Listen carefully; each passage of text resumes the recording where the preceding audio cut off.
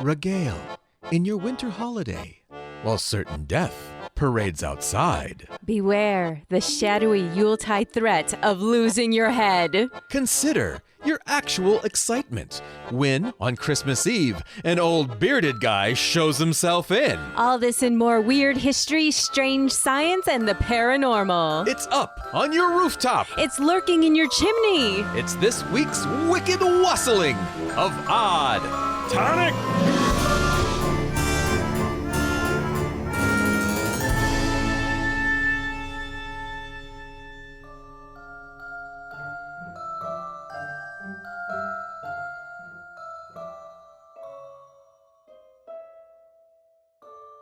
Welcome to the parlor. I'm Jennifer. And I'm Maxwell. Come in, dear guest, and please enjoy our twinkling lights by the warm fire. We have a lovely pot of peppermint tea and some fragrant mulled cider. No matter where you are in the world listening to Odd Tonic, we want to wish you a very happy Yule, Hanukkah, Christmas, Kwanzaa, La Posadas, Panchagatapati, and any other lovely late December holiday you may be celebrating. It's the one time of year where a good share of the globe shares a commonality in the gathering of family and friends, feasting, storytelling, merriment, and if you're in the northern hemisphere, the bringing of light against the long, cold dark. Yes. Across almost all northern cultures, this last tradition, the fighting of darkness, was once symbolic and literal. In pre-Islamic Central Asia, amidst the eating, talking, and sharing of poetry and stories on solstice night, the custom was to stay awake all night in order to avoid another kind of darkness, wicked, wandering spirits.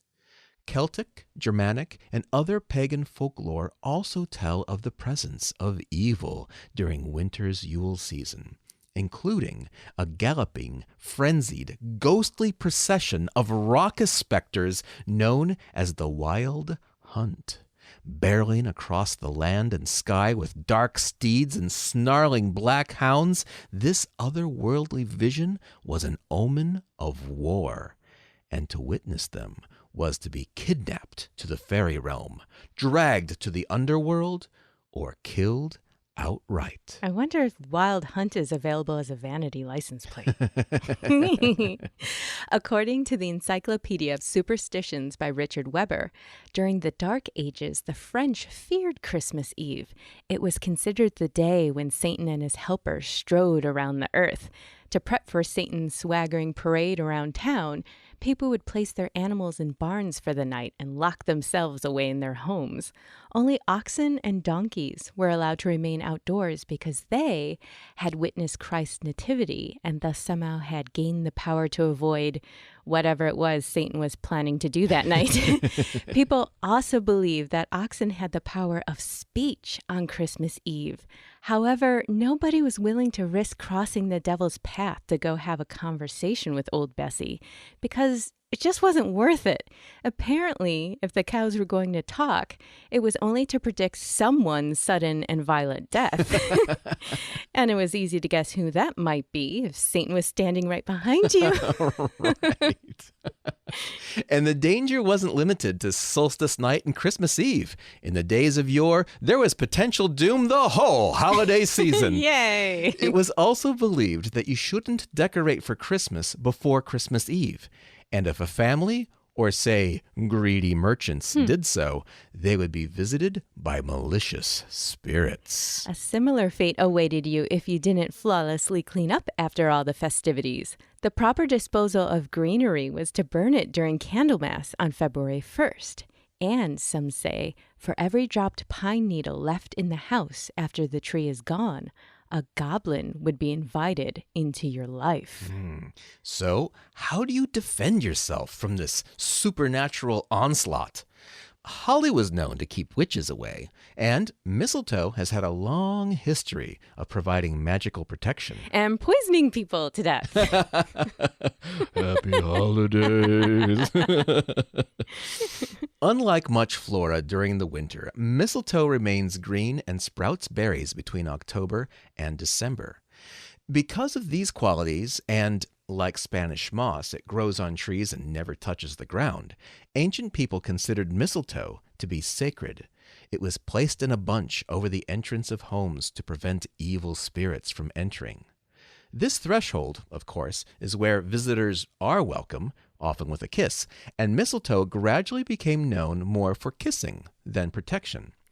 And you'd think that'd be good news, but au contraire. A girl who stood under the mistletoe but did not receive the kiss was doomed to remain without a husband for at least 1 year. And a girl who gets married without ever having been kissed under the mistletoe would never have children. Yes, big surprise. In addition to all the ghouls out to get you, the threat of bad luck and bad omens also loomed over everyone's Christmas like a giant sharpened icicle. It was believed that any bread baked at the house had to be baked at night or suffer the consequences. Small Christmas cakes, however, could be baked at any time, but they were not allowed to be counted by the baker. Despite this limitation, the mandate was that there had to be enough cakes so that they could be named after every member of the family. If any of these named cakes broke while being baked, that person would supposedly die in the next 12 months. If, when you sat near the Christmas hearth fire, your shadow appeared to lack a head, it was well known that that also foretold your death within the year. And get a load of this old New England holiday rhyme. When Christmas is white, the graveyard is lean, but fat is the graveyard when Christmas is green. What a lovely Christmas card. What do you say? Should we use that next year, my love? Absolutely. Dear guest, be watching your mailbox. However, there is happier Yuletide death news from Ireland. The Irish once believed that Christmas Eve was the only day on which you could die and avoid purgatory. Nice. On the other hand, some people met their maker earlier than expected as friends and relatives helped them die on Christmas Eve. Nice. Happy holidays. But throughout it all, solstice and later Christmas has cross-culturally been a time for storytelling. And because horror and imminent death was always waiting outside the door, it was deemed an appropriate time to roll out the spooky stories. The last real embracing of this custom was during England's Victorian era, with Charles Dickens' A Christmas Carol being one of its lasting souvenirs. Yes, as the Yule log burned, the Victorians, when they weren't checking for headless shadows on the wall, spent their 12 days of Christmas cozied up to the fireplace with good friends and warm drinks, sharing ghost stories. 12 days of ghost stories during Christmas and New Year's. Doesn't that sound wonderfully, wickedly romantic, dear guest? And you're sitting in the parlor. Of course you agree. Jennifer and I have been in love with this concept for many, many years. And guess what? We are proud to tell you that it's a tradition that Odd Tonic hereby seeks to reclaim and reintroduce to winter holiday festivities around the world. And it begins tomorrow. On Christmas Day, Odd Tonic will inaugurate a new era of the Christmas ghost story by kicking off day 1 of 12 back-to-back days of frightfully festive tales, with a new ghost story dropping every day until January 6th. It's our present to you, dear guest. And to wet your whistle for those, tonight we'll be exploring spirits that are known for haunting specifically on Christmas. Some specters will represent the distant past. Some will come knocking present day. And some will, well, send us back to the paranormal rule book, scratching our heads. But let's begin in 1536, when Anne Boleyn was King Henry VIII's second wife, until he chose to have her beheaded so he could marry wife number 3. Boo. Boo. The sighting of Anne's ghost is probably one of the most prolific in England, being seen in many locations across the United Kingdom, including the Tower of London, where she was executed. However, she makes a special appearance at Hever Castle. Each Christmas, it is said that Anne's ghost appears walking on the grounds of her childhood home. Sometimes she could be seen underneath a great oak tree, where in life she had spent happier times when she and Henry courted there. Her pale form can also be seen walking over the bridge that crosses the River Eden on the castle's grounds. The immortal queen may even toss a sprig of holly into the river before she vanishes into the chilly winter air. Fortunately, unlike certain shadows we could mention, sightings of Anne at Hever Castle always have her lovely head squarely upon her shoulders. The same cannot be said of the things witnessed at Roos Hall in Suffolk. It is regarded by ghost hunters to be the most haunted location in England. This 16th century hall has numerous sinister bullet points in its haunted brochure, including the gruesome hanging tree. This large oak tree now grows on the spot that once housed an old gibbet for hanging criminals. To add to the spooky vibe, inside one of the bedrooms, they say the mark of the devil's cloven hoof is imprinted in the solid brick, and the pale face of a young girl can be seen peering out of the topmost gable window. But the most dramatic haunting is supposed to happen every Christmas Eve. Legend says that a headless horseman clatters down the driveway of the grounds with his 4 black horses thunderously pulling a phantom coach past the front entrance, thus terrifying anyone who is enjoying their post-minced pie constitutional. And by the way, the horses are also headless. Why? Headless holiday.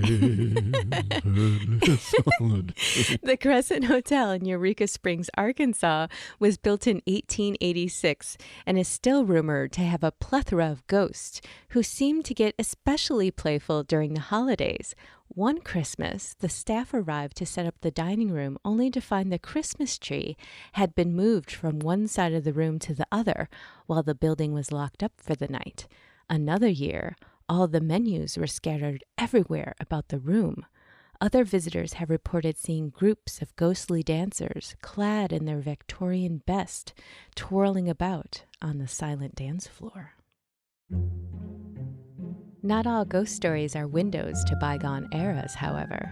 Some describe time frames and relationships that are more intimate in nature.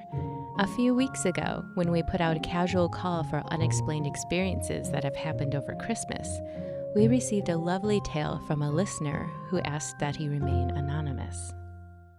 He told us, "I lost my mother 3 years ago. We were very close, and that Christmas was really hard on me, despite being a grown adult with my own family. I got up that morning, like I always did, and cooked breakfast before we opened packages. It was about 8:15 a.m., which was the time my mother would have arrived on Christmas. While I was cooking, I heard the doorbell ring.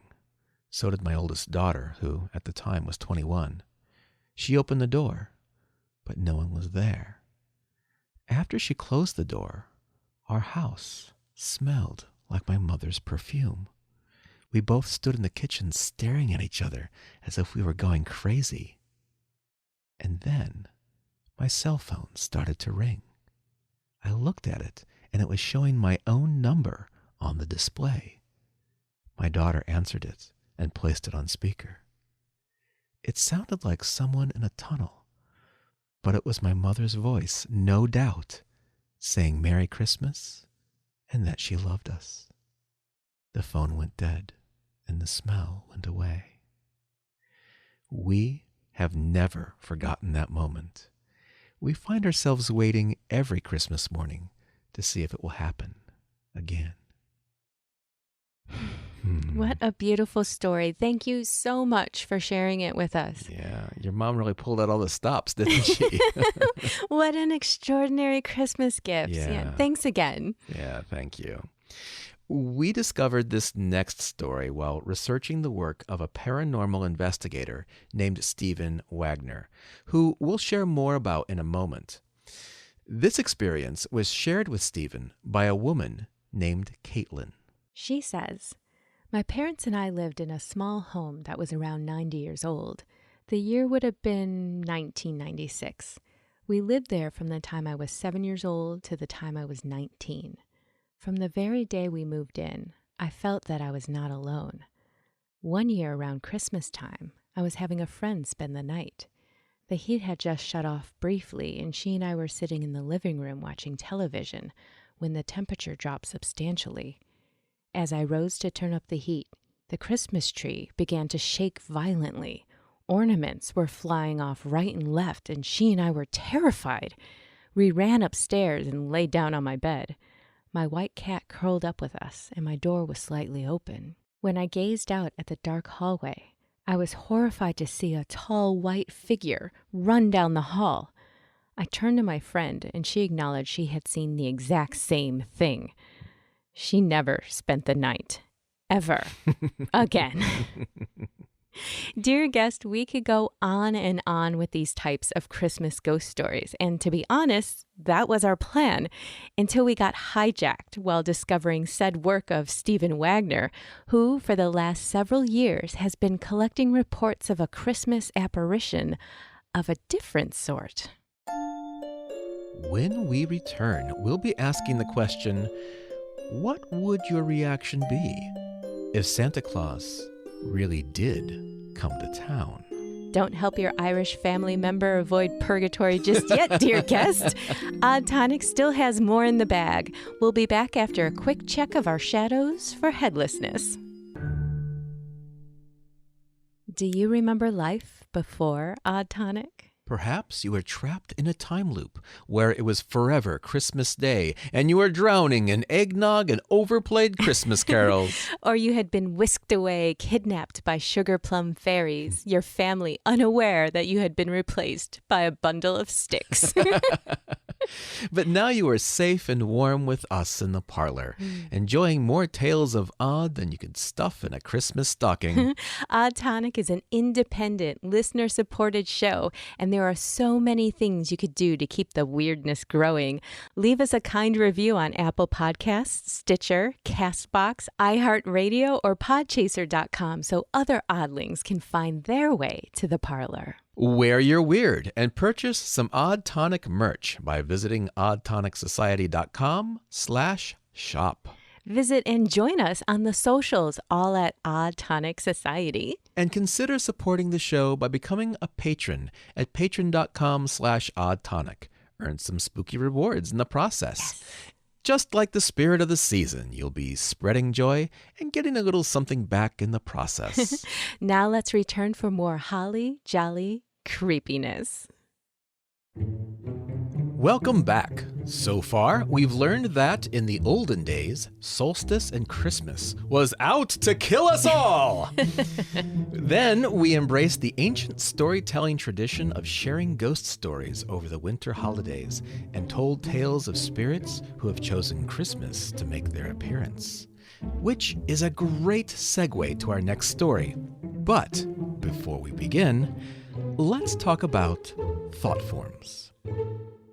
Thought forms are a concept that has cropped up a lot on Odd Tonic, whether it's successfully conjuring a friendly, custom-designed ghost, Episode 5. or sending someone a non-corporeal nighttime terror that torments them through sleep paralysis. Episode 22. We have discussed at length how an alternate state, or a focused state, or a focused alternate state of consciousness seems to be linked to the paranormal. We've also lightly touched on the notion of tulpas. This and many other concepts of Tibetan Buddhist mysticism were first introduced to the West in 1929 by Belgian-French explorer and writer Alexandra David Neal. An extraordinary woman, well deserving of her own entire Odd Tonic episode and feature film and shoewear line. She described the practice of Tibetan magicians, of the spiritual sort, manifesting objects, or tulpas, into the physical world with nothing more than a powerful concentration of thought over an extended period of time. A tulpa could be anything, but was often created in the form of a humanoid, sometimes a deity, a demon, or a human. She described briefly glimpsing tulpas generated by others, which would then disappear to mist before her very eyes. However, Alexandra warned in her book Magic and Mystery in Tibet, the practice is considered fraught with danger for anyone who has not reached a high mental and spiritual degree of enlightenment and is not fully aware of the nature of the psychic forces at work in the process. She said, once the tulpa is endowed with enough vitality to be capable of playing the part of a real being, it tends to free itself from its maker's control.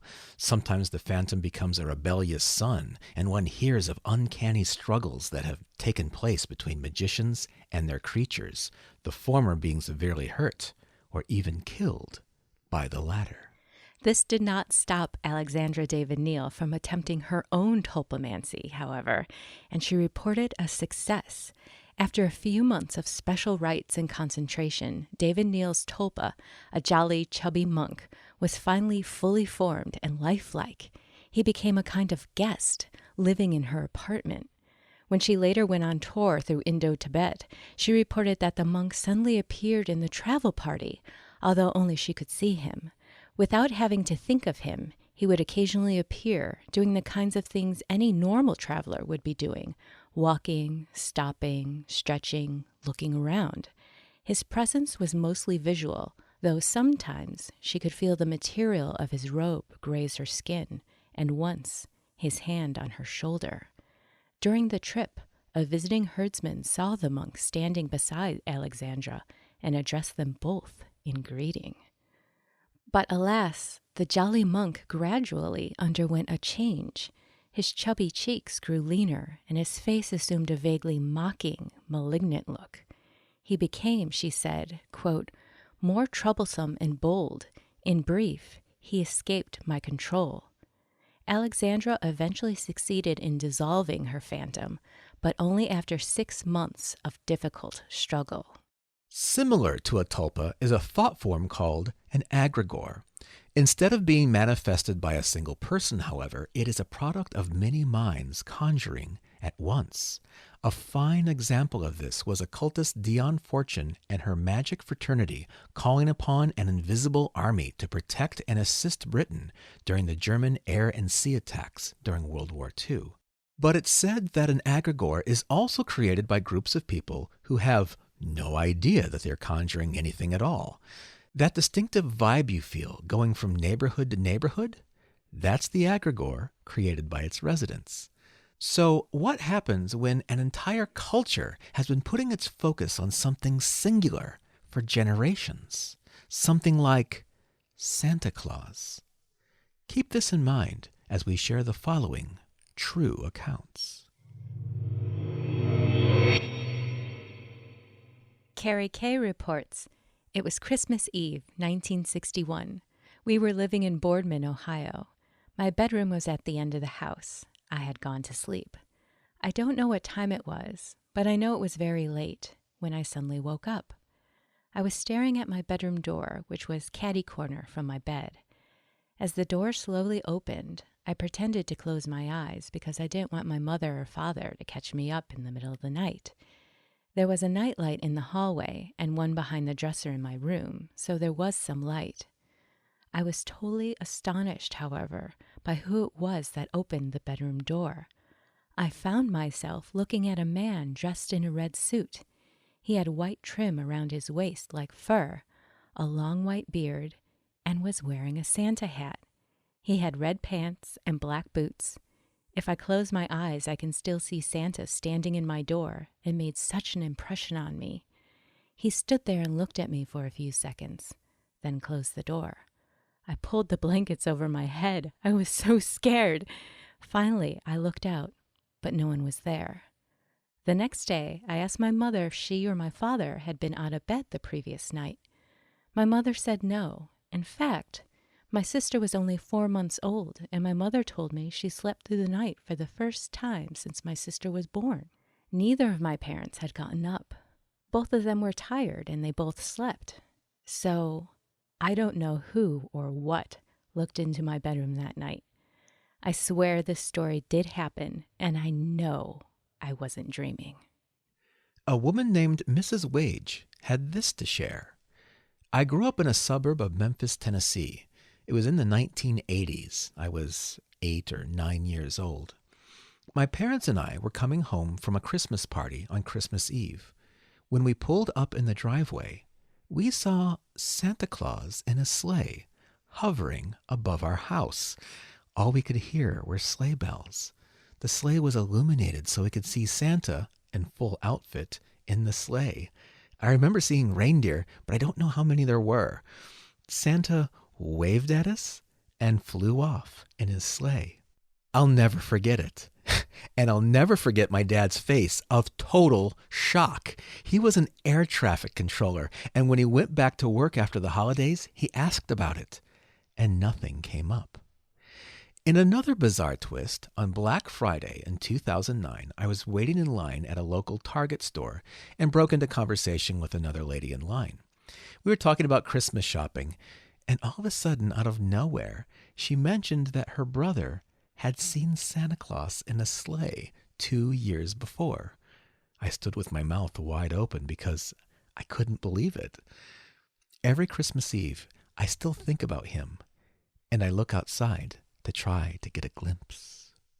These Santa sightings and more have been compiled by author and veteran paranormal researcher Stephen Wagner, who's been documenting paranormal phenomena for over 30 years. Wagner believes that these Santa accounts should be given the same respect as those concerning, say, Bigfoot. And we say, why not? Yeah. Within the 9 years that Wagner started compiling these sightings, he's become the world's leading expert in Santa sightings and has received several hundred submissions, many of which he is convinced are genuine in intent. Want to hear a few more? Yes, please. Here's one from Misty G. When I was 9 years old, I could not get to sleep on Christmas Eve because I was excited about presents, and I was wondering if my parents had anything to do with the gifts I had received from Santa the year before. We lived in Texas back then. That night it was hot because the heater was on. I got thirsty. I got out of bed and cracked open my door to make sure no one was out in the living room so I could get something to drink without being seen. I also wanted to spy. When I opened the door, I saw someone bent over, and then he stood up. It was Santa Claus, dressed in the red and white getup. Strangely, I could see the Christmas lights from the tree shining through him. He was taking the stockings down off the mantel and placing them on the coffee table. When he started to turn around to put the next stocking on the table, I closed the door and jumped into bed. The next morning I woke up and told my sister what I had seen. I told her where he had put the stockings. When we went into the living room, the stockings were where I said he had put them. We both turned and looked at each other and froze for a moment. From then on, I have told everyone that I believe in Santa. And this one is from our stomping grounds, my love.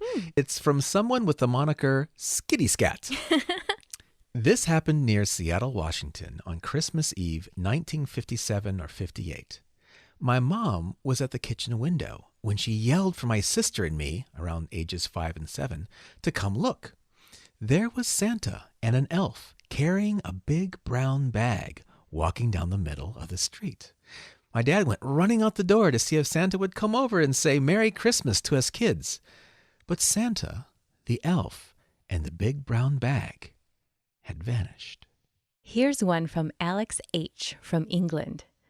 I am 14 now, but this happened back in 2000 in my old house in Bristol.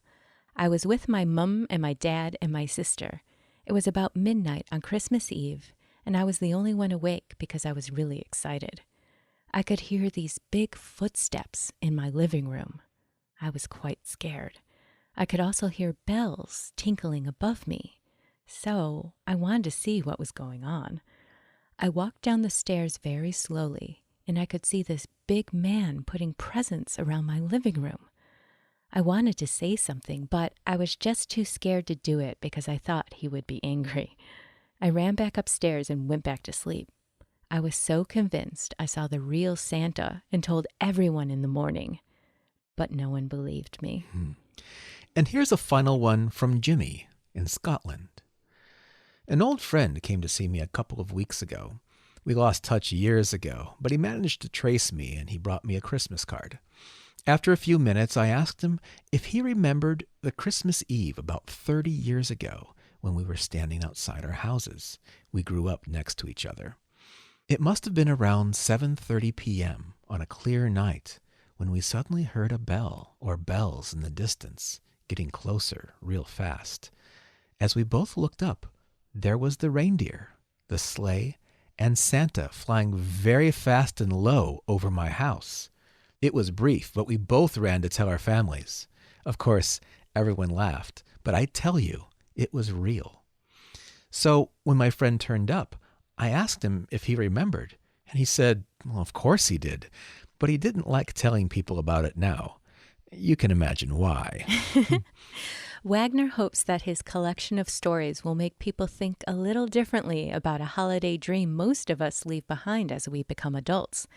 If nothing else, the frequency of these visions and the sense of absolute certainty apparent in many of the people who tell their stories speaks to the power that Santa has over the collective imagination. We included a link to Wagner's site in the show notes, so you can check it out yourself. I always thought the lyrics, hang your stocking, say your prayers, 'cause Santa Claus comes tonight, was always a little bit threatening. And now after hearing these reports, I'm completely terrified. Well, what do you think, my love? Is Santa an egregore?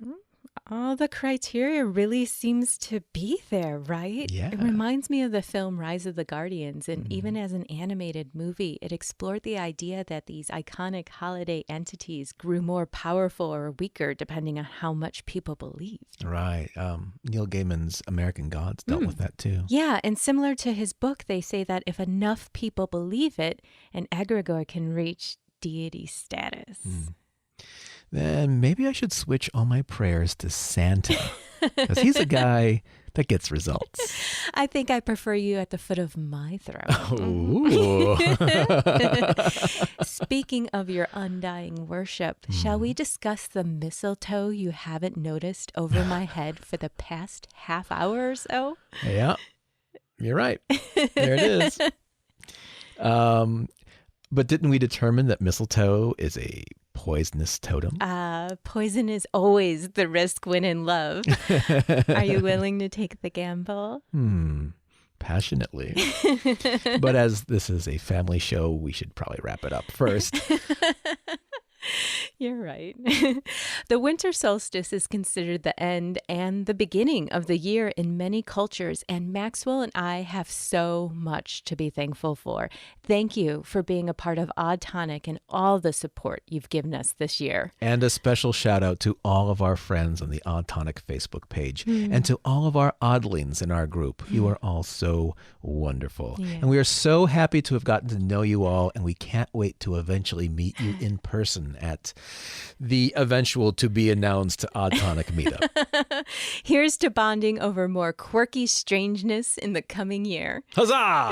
Yeah, yeah! Well, this wraps up this edition and season of Odd Tonic. But don't despair. We'll be with you until January 6th as we present our 12 Days of Christmas Ghost Stories, starting tomorrow. We'll be back in 2020 with Season 2 of Odd Tonic, with even more weird history, strange science, and paranormal peculiarities. This is, dear guest, goodbye for now. But remember, if you ever awaken on Christmas Eve from a thumping and shuffling on your rooftop, followed by the labored sound of something actively making its way down your chimney, don't worry. It's just us. Happy holidays.